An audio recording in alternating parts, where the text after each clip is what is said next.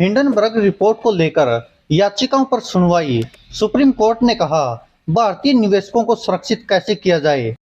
उद्योगपति गौतम अडानी की कंपनियों पर हिंडनबर्ग रिपोर्ट को लेकर दाखिल याचिकाओं पर सुप्रीम कोर्ट में शुक्रवार को सुनवाई हुई। CJI DY Chandrachud, justice PS Narasimha और जस्टिस जेबी पारदीवाला की बेंच ने सुनवाई की। वकील विशाल तिवारी और मनोहर लाल शर्मा ने याचिका दायर की है। विशाल तिवारी ने सुप्रीम कोर्ट के रिटायर्ड जज की अध्यक्षता में एसआईटी बनाकर मामले की जांच कराने की मांग की है, जबकि मनोहर लाल शर्मा ने सुप्रीम कोर्ट में याचिका दाखिल कर निर्दोष निवेशकों का शोषण और उनके साथ धोखाधड़ी करने के लिए शॉर्ट सेलर के खिलाफ जांच किए जाने की मांग की है।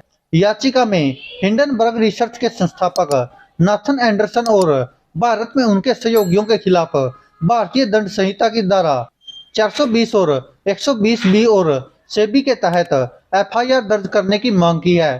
साथ ही निवेशकों को मुआवजा देने की भी मांग की गई है। चीफ जस्टिस ऑफ इंडिया ने पूछा कि यह किस प्रवृत्ति की याचिका है। याचिकाकर्ता ने कहा कि सिविल याचिका है, जांच की मांग है। सेबी की ओर से सॉलिसिटर जनरल ने कहा कि हम याचिका पर जवाब दाखिल करेंगे। सीजीआई ने याचिकाकर्ता विशाल तिवारी से पूछा कि यहाँ जो हुआ उसमें शॉर्ट सेलिंग का आरोप है, भारतीय निवेशकों को सुरक्षित कैसे किया जाए। सीजीआई ने सॉलिसिटर जनरल तुषार मेहता से पूछा कि हम कैसे ये सुनिश्चित करें कि निवेशकों का संरक्षण किया जाए, क्या हमारे पास पुख्ता मैकेनिज्म है भविष्य में ऐसा ना हो, इसके लिए इंतजाम है। अखबारों के मुताबिक 7 लाख करोड़ का नुकसान हुआ। तुषार मेहता ने कहा कि ये कहना अभी मुश्किल होगा, लेकिन यह सब हिंडनबर्ग की रिपोर्ट से हुआ है।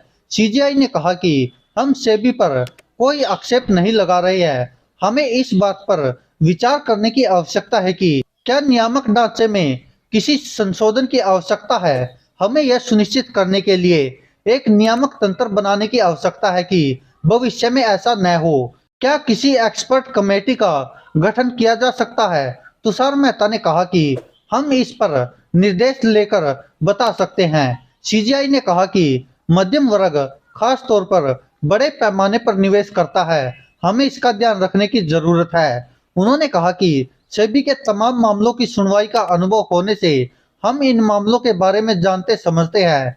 सिर्फ 3 से 4 मिनट में शेयरों की कमी बिक्री के कारण बाजार में शेयरों की संख्या कम हो जाती है और उसकी वजह से शेयर खरीदने वालों को नुकसान उठाना पड़ता है। इस पर कुछ प्रोसेस होना चाहिए और जरूरी लगे तो कानूनी और रेगुलेटरी बदलाव होने चाहिए। ऐसा तंत्र होना चाहिए कि भविष्य में ऐसा न ही हो।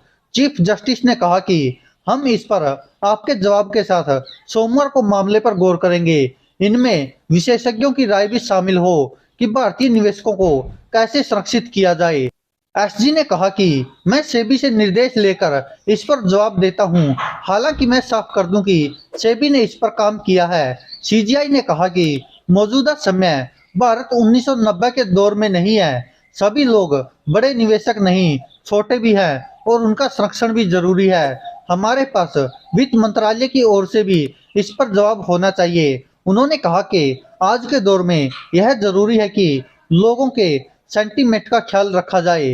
वकील विशाल ने कहा कि यह बहुत गंभीर मसला है, अडानी समूह के खिलाफ कोई कदम नहीं उठाया गया है। सीजीआई ने कहा कि हम आपकी याचिका को बड़े विस्तार से देख रहे हैं। दोस्तों, ये हिंडनबर्ग की रिपोर्ट से ही सारा कुछ हुआ है। वहीं आपको बता दें कि जहां विपक्ष हिंडनबर्ग की रिपोर्ट को सही मान रहा है, तो वहीं सरकार अडानी ग्रुप के समर्थन में है और हिंडनबर्ग की रिपोर्ट के खिलाफ है। आपको बता दें कि कल भी संसद में अयसुद्दीन ओवैसी ने तो ये तक कह दिया था कि शुक्र मनाओ हिंडनबर्ग भारत की कंपनी नहीं है, वरना उस पर भी छापे पड़ते, वरना हिंडनबर्ग के संस्थापक पर भी यूएपीए लग जाता। दोस्तों, इसको लेकर राजनीति भी काफी गरमाई हुई है और अडानी ग्रुप काफी घाटे में चला गया है, जिससे एलआईसी जैसी कंपनी को भी काफी नुकसान हुआ है। धन्यवाद दोस्तों, देखते रहिए सच की आवाज। दोस्तों, अगर आप ये वीडियो हमारे फेसबुक पेज पर देख रहे हैं तो यहाँ क्लिक करके फॉलो करें और साथ में इस बेल आइकन पर भी क्लिक करें। अगर दोस्तों आप ये हमारी वीडियो यूट्यूब चैनल पर देख रहे हैं तो कृपया करके इस लाल बटन पर क्लिक करके सब्सक्राइब करें और साथ में इस बेल आइकन पर भी क्लिक करें।